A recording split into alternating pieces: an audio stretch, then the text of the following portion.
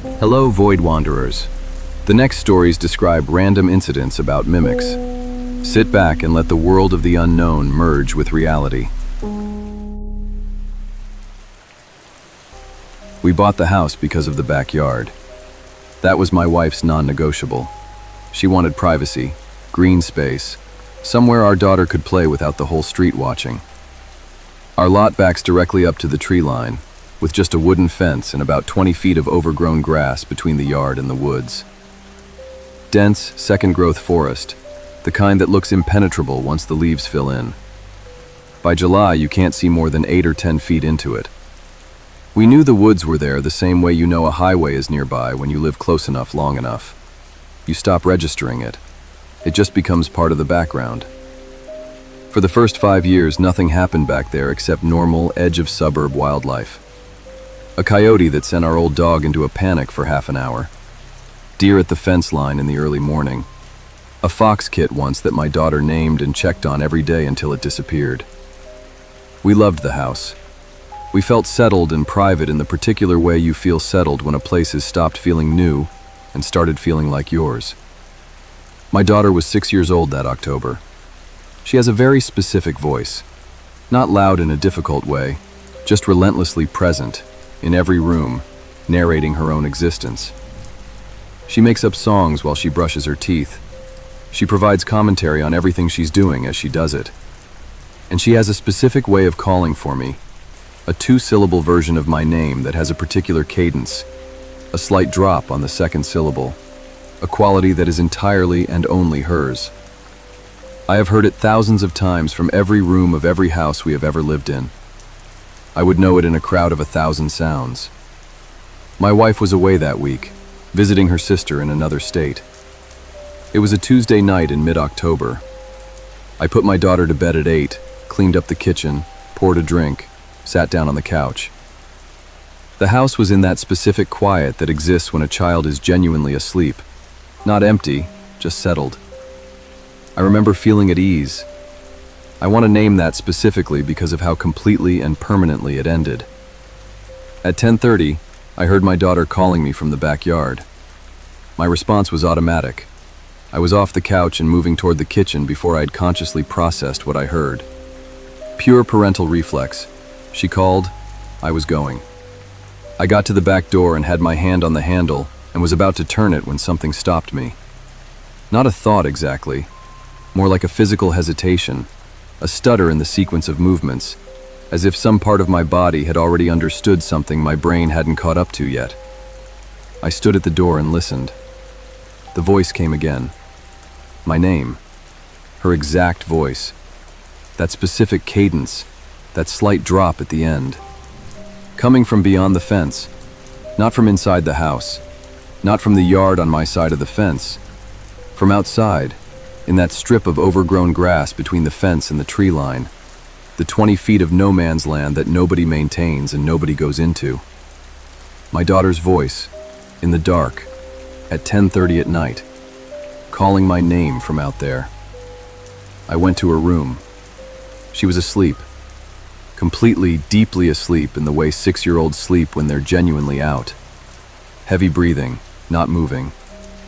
I stood in the doorway for a full 2 minutes watching her chest rise and fall before I walked to her bedside and stood close enough to feel the warmth coming off her. I pulled her blanket up. She didn't stir. Back in the kitchen, I turned off all the interior lights so I could see outside without being visible from outside. I stood at the window and looked at the yard and the fence and the dark strip beyond it. The motion sensor light on the back of the garage illuminates the yard up to the fence line, but barely reaches past it. At the exact boundary of that light, at the point where the light gives out and the darkness starts, something was standing there. Vertical, tall in a way that didn't sit right, or proportioned in a way that read as too tall. I still can't fully distinguish which. Completely still. Not still in the way a person is still when they're trying not to be noticed. That always has a quality of held breath, of effort. This was still the way something is still when stillness is simply its natural state. It was facing the house. It was at the edge of my light range, at my back fence, at 10:30 at night, and it had been using my daughter's voice. It called one more time while I stood at the window, identical to the previous calls. Same words, same rhythm, same pause at the end. Not louder, not more urgent, the same. Then it stopped. Not because it left. It was still there at the fence when I called the police. It was gone by the time the officer arrived 20 minutes later. The officer found nothing.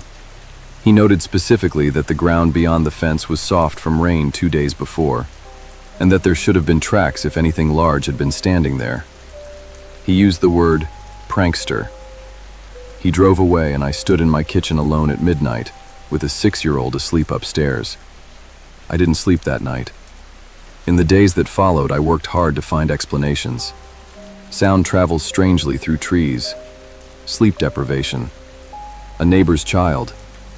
I needed it to be one of those things because the alternative had implications I wasn't ready to sit with. Then I remembered what my neighbor's son had told me 3 weeks before that night. He's 9, observant in the way children are before adults teach them to second-guess what they see. He'd knocked on my front door one afternoon and told me he'd seen someone standing in my backyard near the fence at dusk. Standing completely still, facing the house. He'd thought it was me. I had been at work all day. I hadn't been home until after 6. Whatever my neighbor's son saw standing at my fence in the early evening, it wasn't me. That means whatever used my daughter's voice that night had been visiting my backyard for at least 3 weeks before it spoke. Standing at the fence, watching the windows, learning the layout, learning the routines, learning who was in the house and when, and most importantly, learning which voice would get the back door opened without hesitation, in the dark, in the middle of the night, without a single second of doubt. I replaced the fence with a 6-foot privacy fence before winter. I put motion lights along the entire back perimeter on a timer. My daughter is 8 now. She asked me once why we have so many lights outside. I told her it was to keep deer from eating the garden. She believed that. I'm in no hurry to take it away from her.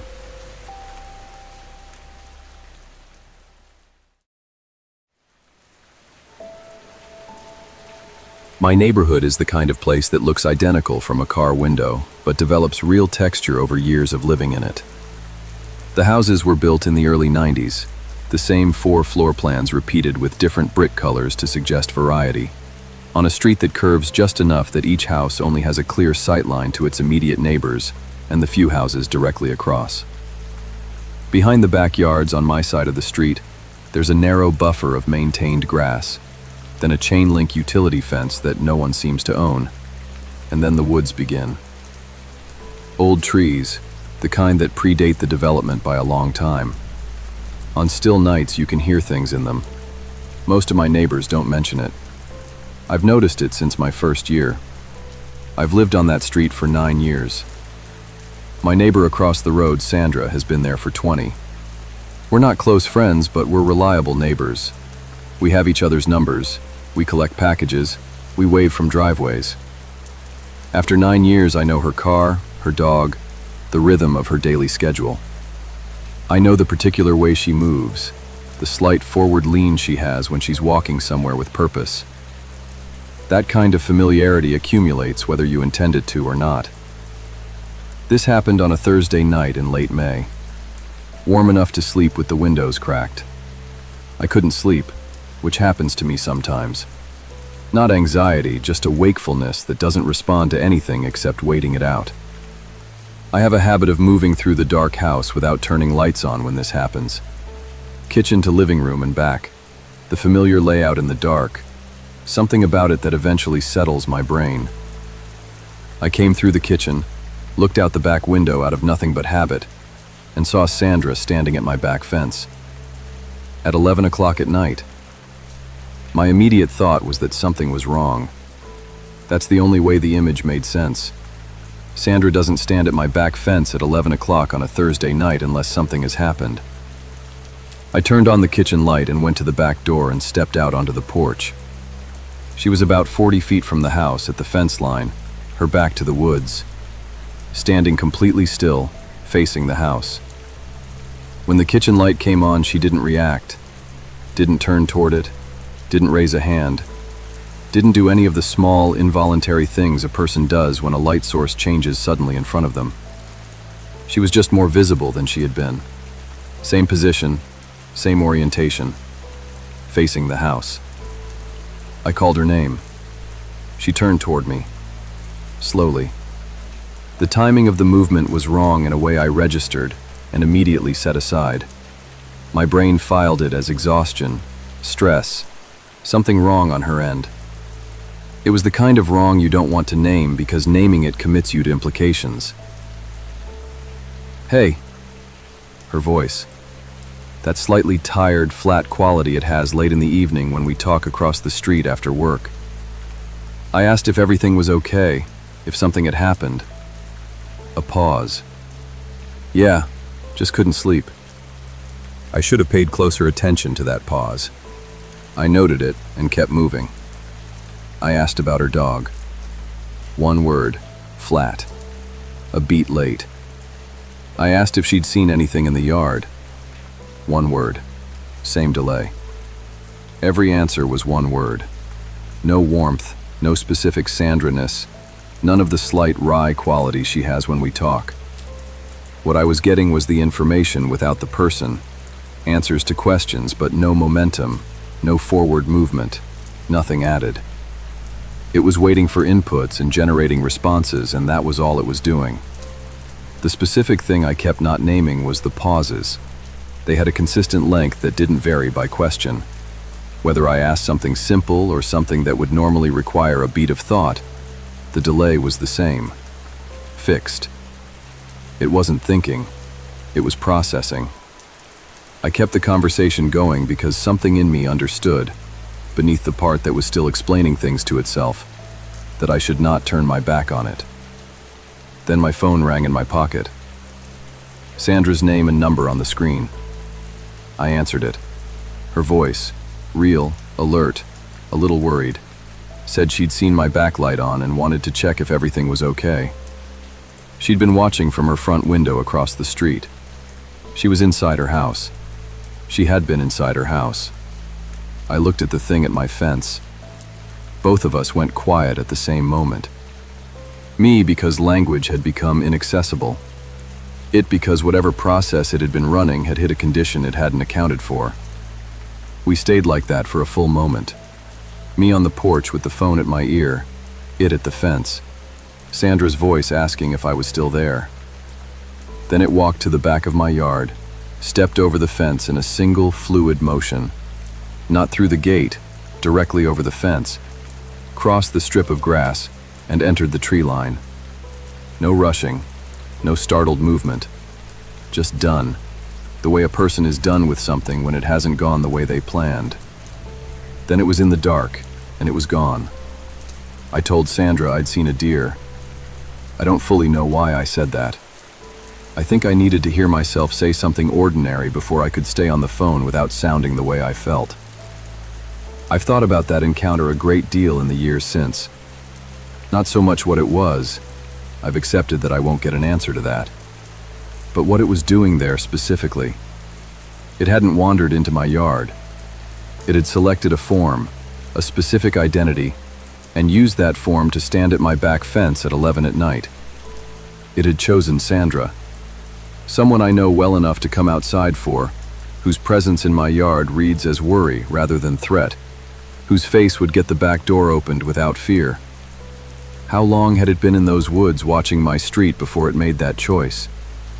How many nights had it stood at the tree line observing which neighbors I acknowledged, how we moved around each other, which faces I trusted? What was it doing out there on all the other nights when it wasn't wearing anyone's face? I don't have answers. I just know that if my phone hadn't been in my pocket that night, I would have kept talking until it found a reason for me to walk to the fence. And I cannot say with any confidence that I wouldn't have gone.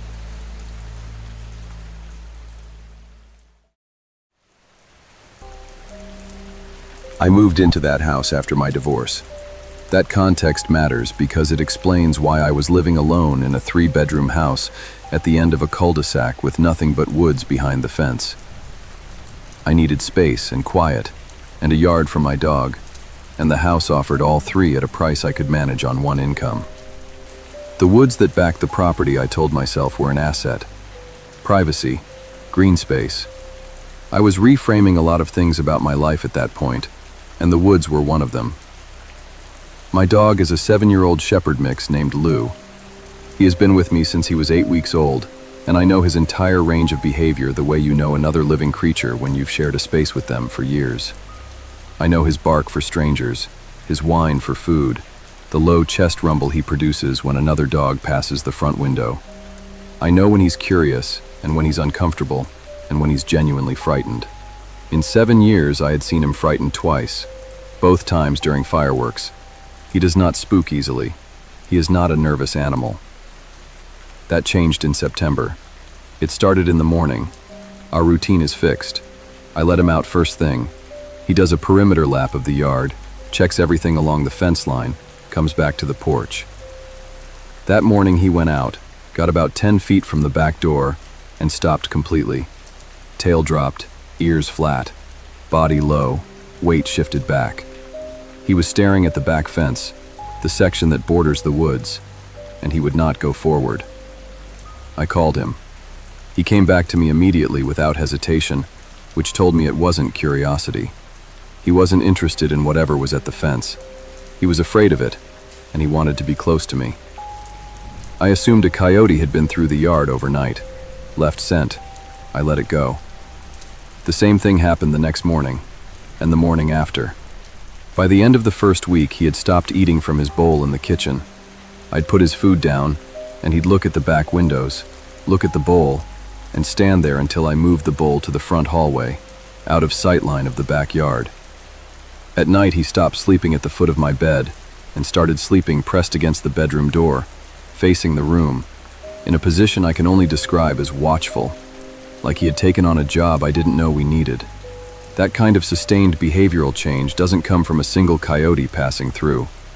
Something had been coming to the back fence consistently enough that Lou had stopped believing it was going to simply go away on its own.